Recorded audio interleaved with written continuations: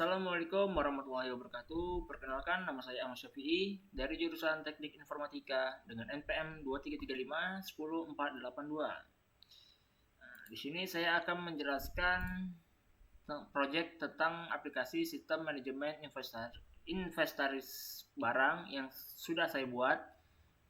Nah, langsung saja pada bagian pertama. Deskripsi studi kasus. Nah, di sini sistem ini merupakan aplikasi berbasis web yang dirancang untuk membantu petugas gudang atau pemilik toko dalam mencatat, mengelola, dan memantau data barang secara real time. Sistem ini mencakup proses utama seperti menambah barang baru, mengelompokkan berdasarkan kategori, pencarian, pembaruan stok, dan pemantauan harga barang.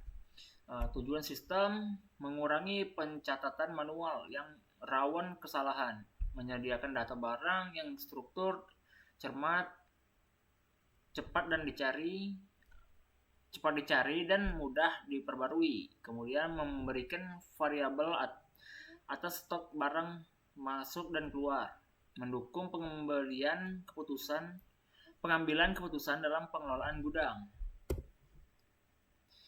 Nah, di sini ada daftar fitur sistem, di mana ada barang yang barang di sini untuk menambah barang, melihat barang, cari stok dan harga. Kemudian kategori ada tambah dan kelola kategori barang. Kemudian transaksi barang masuk dan keluar. Laporan itu untuk stok barang dan riwayat transaksi. User di sini bisa untuk login dan logout. Kemudian ada profil dari pengguna atau pemilik toko. Nah, dashboard di situ ringkasan dari statik saja untuk router dan store, navigasi dan manajemen data global. Testing itu uji fungsional komponen store.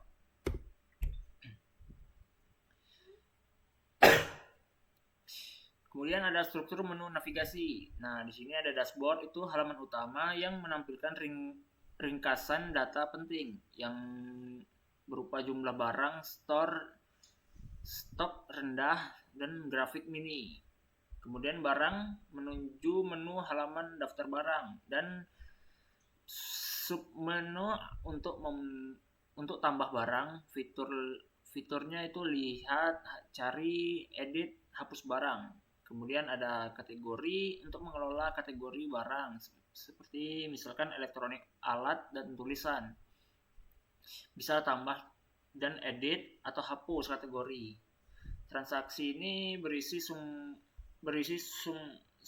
submenu untuk barang masuk dan barang keluar. Tujuannya mencatat dan mutasi stok. Laporan berisi submenu untuk laporan stok dan laporan transaksi, dapat digunakan untuk melihat riwayat dan ketersediaan barang. Profil ini menampilkan informasi user atau pemilik toko atau pemilik gudang. Kemudian logout itu keluar dari sistem dan menghapus sesi login token, atau biasanya diarahkan ke halaman login kembali.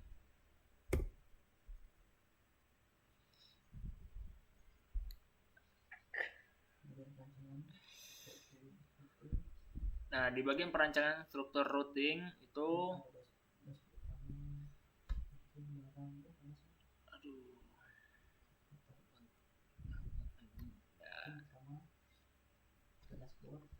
Nah, di bagian pertama itu dashboard.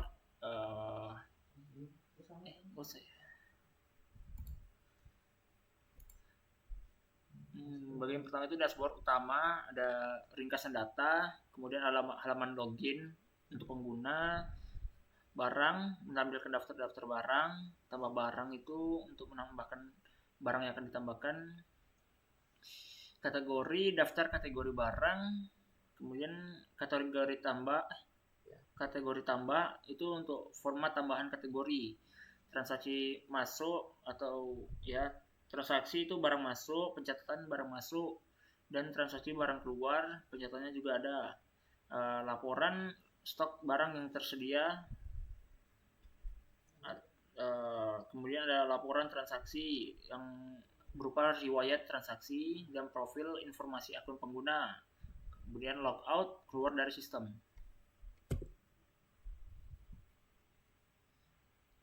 Di sini ada konsumsi API atau di sini ada file barang API JS, tujuan untuk mengakses port HTTPS localhost port 3000. Fungsi itu get barang, mengambil semua data barang dari server, tambah barang data, menambahkan data barang baru ke server port. File kedua itu kategori API JS. Nah, tujuannya itu mengakses endpoint localhost 3000 kategori. Fungsinya itu mengambil semua kategori dari server.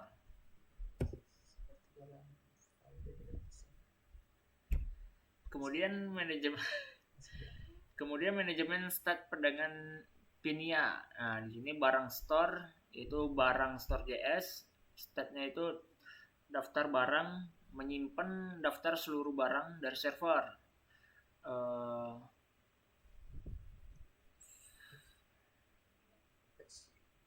Fetch barang itu mengambil data dari API dan menyimpan di stats. Kemudian menambahkan barang itu menambahkan barang baru ke server dan refresh data. Kelebihannya itu langsung sinkron dengan backend dan otomatis update setelah penambahan. Kemudian kedua itu kategori store. Nah, statnya itu daftar kategori, menyimpan daftar kategori barang, actions, first kategori yaitu ambil data kategori dari API dan disimpan ke state. Efisiensi data itu kategori bisa dipakai di dashboard di drop out tambah barang tanpa perlu flash ulang setiap saat. Kemudian ketiga user store. Nah, user store ini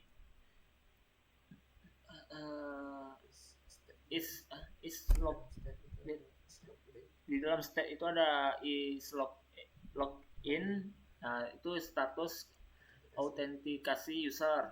Username, nama pengguna yang sedang login. Actionation login user, set user sebagai login dan simpan username. Logout, hapus data login dan reset user. Lanjut, unit testing dengan fit test.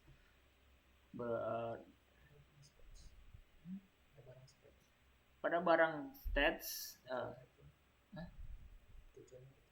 tujuannya itu memastikan bahwa komponen daftar barang berhasil di render dengan teks yang sesuai.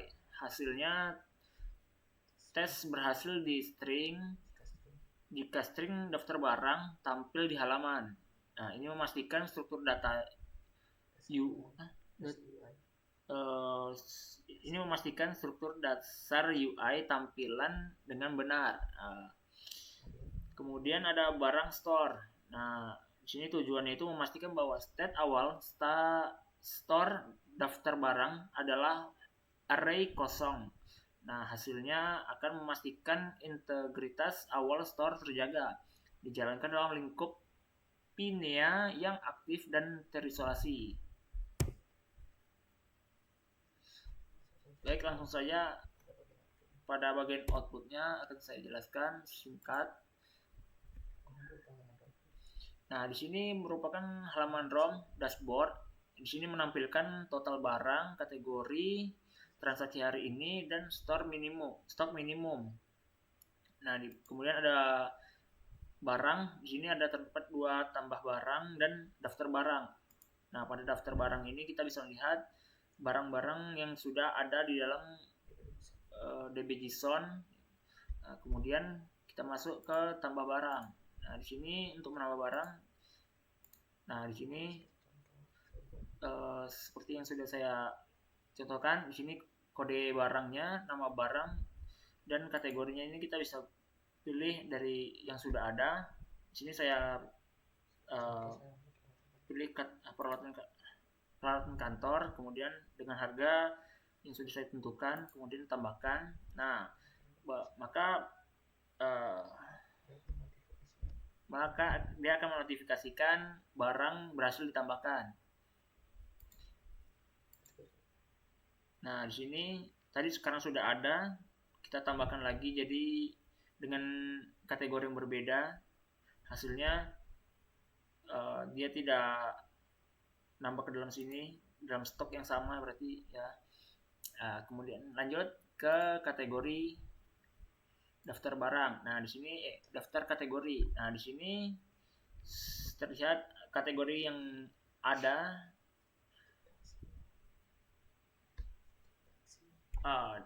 Dan di sini ada aksi, kita bisa mengedit dan menghapus. Kemudian ada tambah kategori. Nah, di sini kita bisa menambahkan kategori sesuka kita. Di sini saya coba akan tambahkan apa ya? Anggap saja barang motor. Kategorinya itu spare part tadi udah ada ya. Kita kategori itu bangunan. Nah, deskripsi itu tidak perlu lah, kita kosongkan saja. Oke, sini sudah kategori bangunan berhasil ditambahkan. Nah, lihat. Nah, di sini kategori bangunan sudah ditambahkan dengan deskripsinya yang tadi kosong. Kemudian lanjut ke transaksi. Nah, di sini ini kayaknya nggak terhubung. Oh iya. Nah, di sini barang masuk, kita akan menambahkan daftar barang masuk. Seperti di sini ada tanggalnya, bebas kita berapa saja. Nah, ini nama barang, kita buat koper, jumlahnya itu 1, keterangannya itu kita kosongkan. Nah, kita simpan. Nah, barang berarti data barang masuk berhasil disimpan. Nah, ini dia. Koper apa tadi? Ini koper ya. Barang 1 dengan kategori keterangannya tidak ada, berhasil ditambahkan. Lanjut masuk ke barang keluar. Nah, di sini barang hampir sama seperti tadi, masukkan tanggal, bulan. Oh iya. Biar nambah waktu. Nah, sini barang yang ada itu barang keluar ya. Jadi dari koper ya. Nah, koper 1 barang kita simpan. Berhasil dikeluarkan dari simpanan.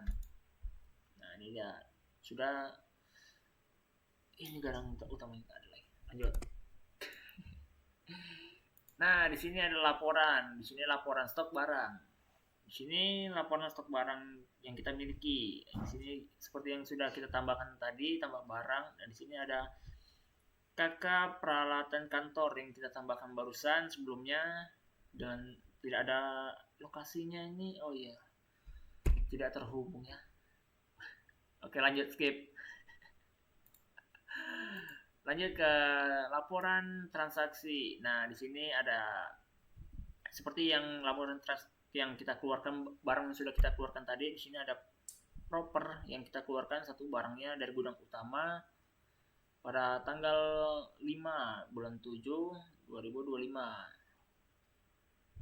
Kemudian ada profil. Nah, di sini profil pengguna dengan ada nama lengkapnya, nama pengguna, dan email ataupun nomor teleponnya.